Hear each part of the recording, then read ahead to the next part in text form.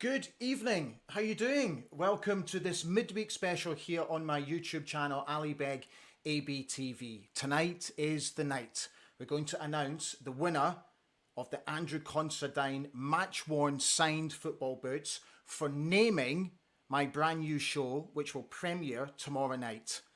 I can't wait to tell you who's going to win. It's coming up a little bit later. I actually let my kids decide the name of the show, and I got to be honest, I kind of love it. It's coming up a little bit later. You know, when I put the competition out, I said to you guys, like, you've got to come on board with YouTube. You're watching the show for the first time. Thank you so much for subscribing. Thank you for coming on board. We've got massive plans for the channel, and I really hope you can be with me and you can join the journey as we progress. So thank you. You are very, very welcome. Okay, to start tonight's show, I was kind of thinking about this. Now, there's been a lot of transfer speculation in the past few days about who is coming in to the club. And normally, as a broadcaster, I've always kind of shied away from it. I've always taken the gossip as a pinch of salt. But recently, this Albanian lad, now we think it's pronounced Yilber Ramadani. Now it's been gathering pace. And it's been appearing on social media, probably on a daily basis. So I thought that I would actually go against the grain and maybe have a little chat about him. So here's some stats. He's got 15 international caps for Albania. He's played over 255 league games in his career. He can play as a defensive midfielder or as a central midfielder. And he's 6'1".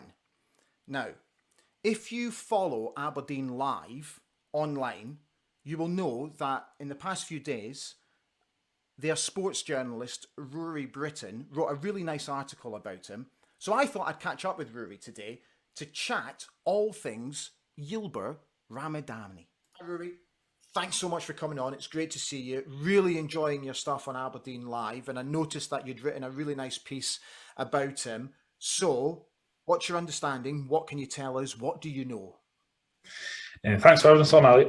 So what we know so far is that while Ramadani has been out with the Albanian national team on Nations League duty, he has undergone a medical for a move to Aberdeen. There's no confirmation yet as to whether a deal has been agreed, but we believe talks are ongoing, and that Jim Goodwin is very close to a first signing of what we're almost calling now the summer rebuild for Aberdeen. Listen, I know that this is sort of like a hypothetical conversation. I get that. Sometimes I don't think there's anything wrong with just speculating about who potentially we could sign. But if we do sign him, he's still young. He's got plenty of international experience. But should we be concerned that he's coming from a side that's just been relegated? Yeah, it's a definite red flag, I think, for Aberdeen fans if the first signing when your new manager is promising, a new wave of talent, new football.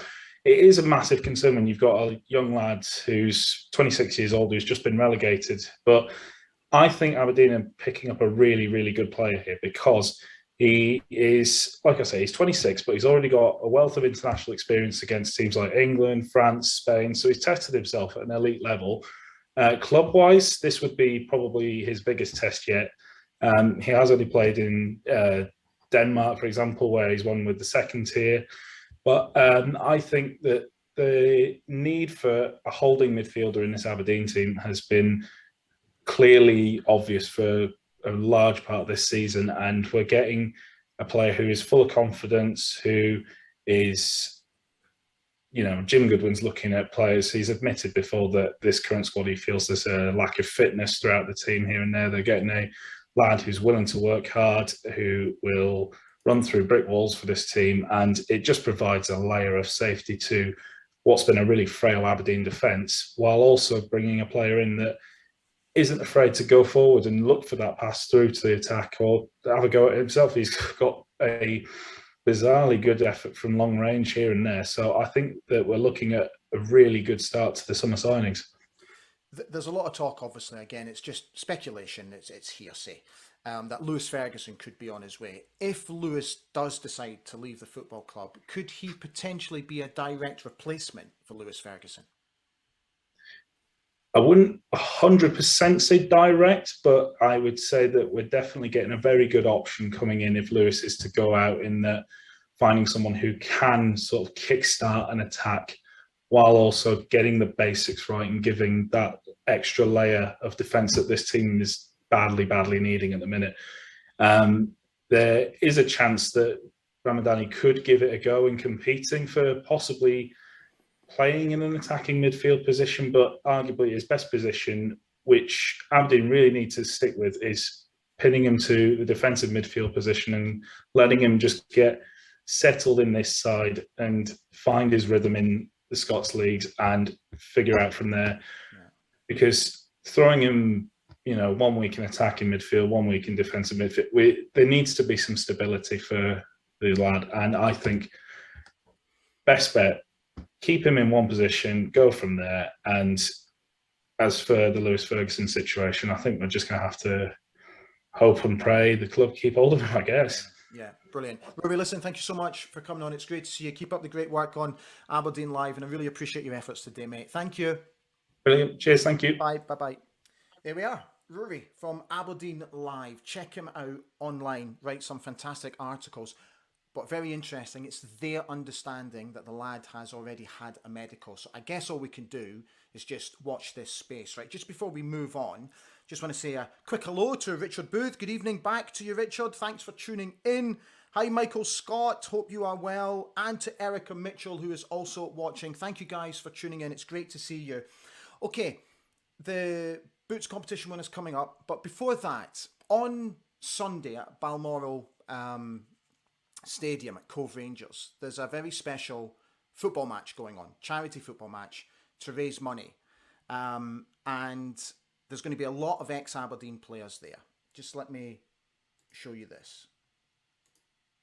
Okay, this is the Cash for Kids initiative, and the Cash for Kids fundraises throughout the year to provide help and support to sick, disabled and underprivileged children in the Aberdeenshire area. The game on Sunday will be fantastic. There's going to be lots and lots of ex-players there. It'll be great fun.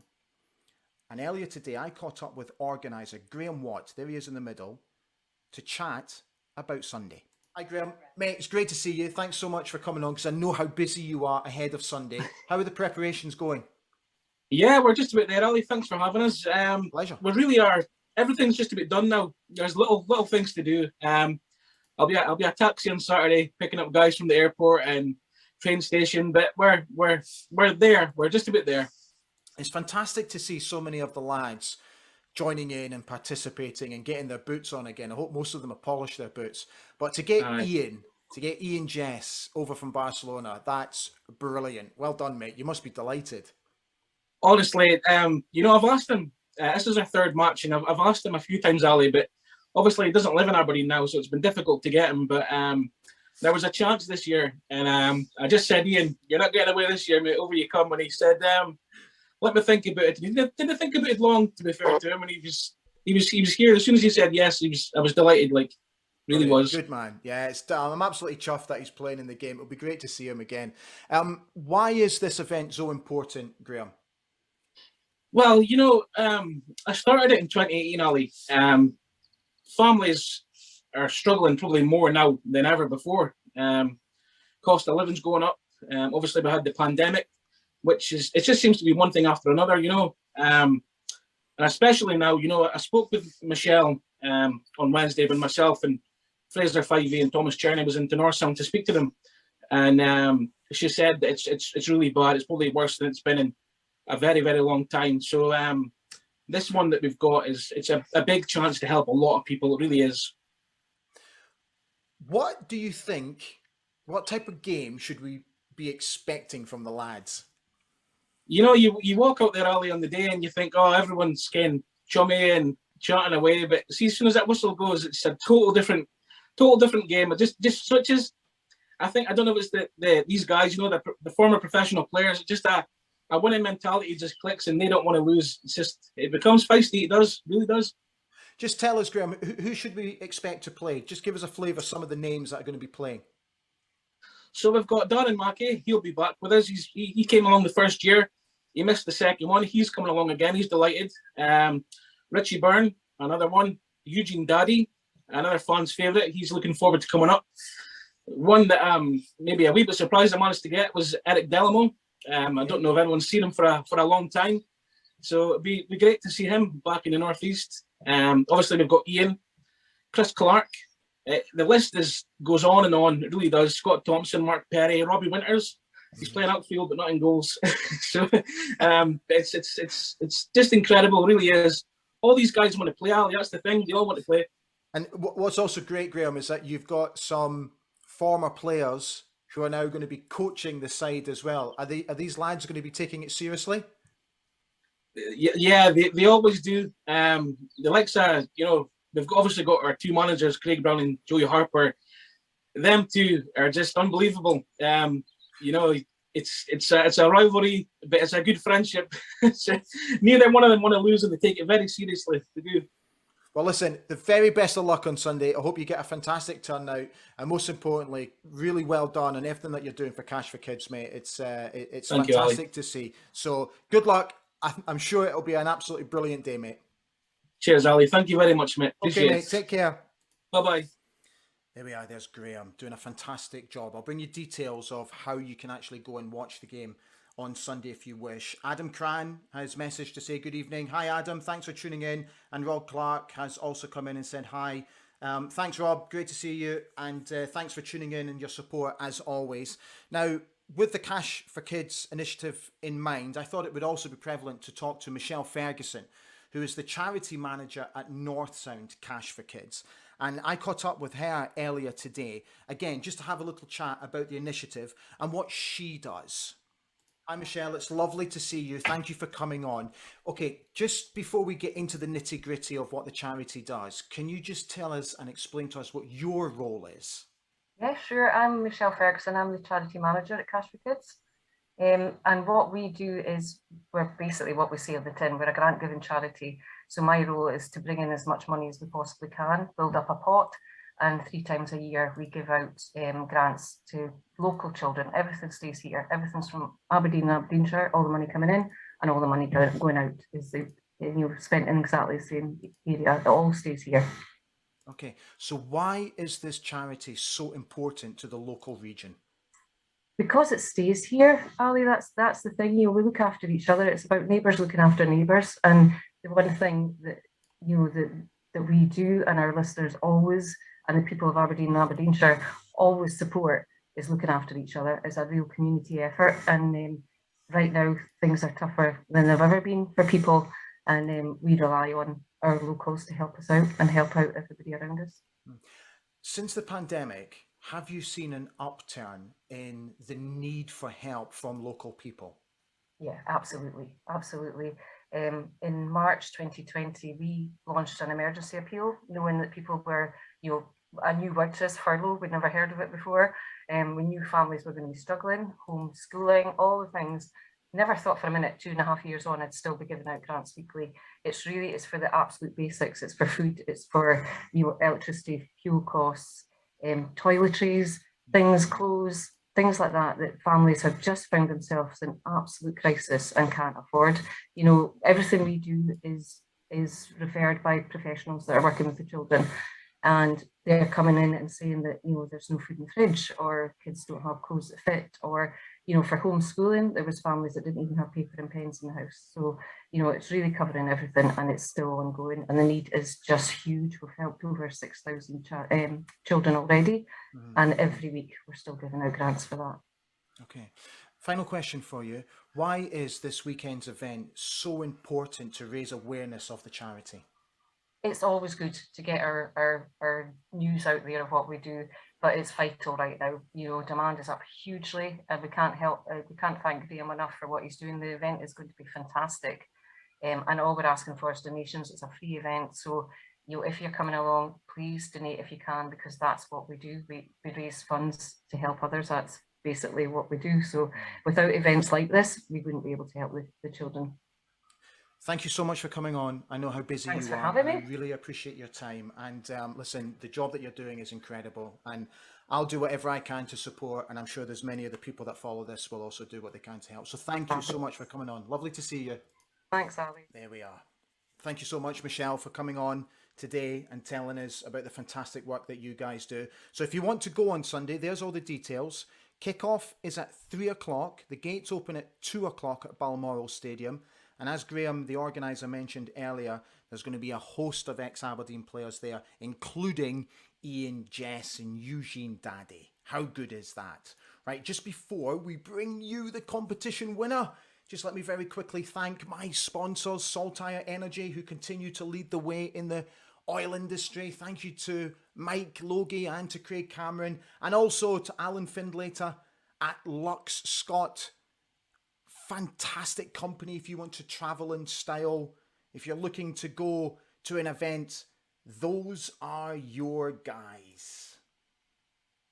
There's their contact details. All right, come on in. Let's give you the winner. Thank you so much for tuning in tonight. It's great to see you. So, Andrew Considine very generously gave me a pair of his football boots to pass on to you if you could name this brand new show that I've got coming up tomorrow. It's going to premiere tomorrow. And I'm absolutely delighted to say the winner is Stuart Mitchell, who came up with the name Begs Banter. Now, my kids picked this name because they absolutely loved it. That will be the name of our new special exclusive one-on-one interviews from people from the world of football and show business going forward. So many congratulations, Stuart. If you're watching, please get in touch and I will get those boots off to you. Guys, we are done for tonight. Thank you again for tuning in. Thank you for all the really nice messages that have come in online as well. We will have this special show tomorrow night. Let me just tease it for you. So, let's see if you can guess who it is. He signed in September 1992. He played exactly 80 games for Aberdeen, scoring 10 goals, including an absolute belter against Torino at Pittodrie. Yes! Lee Rico Richardson will be joining me for my first special one-on-one interview tomorrow evening. I will be sending details out in the morning what time we'll be going on air, but I really hope you can join us for that. All that's left to say as the Scotland game approaches is the very best of luck to Lewis Ferguson and to Scotland tonight. Thank you for being with me, and I'll see you tomorrow with Rico. See you guys. Have a fantastic evening. Take care.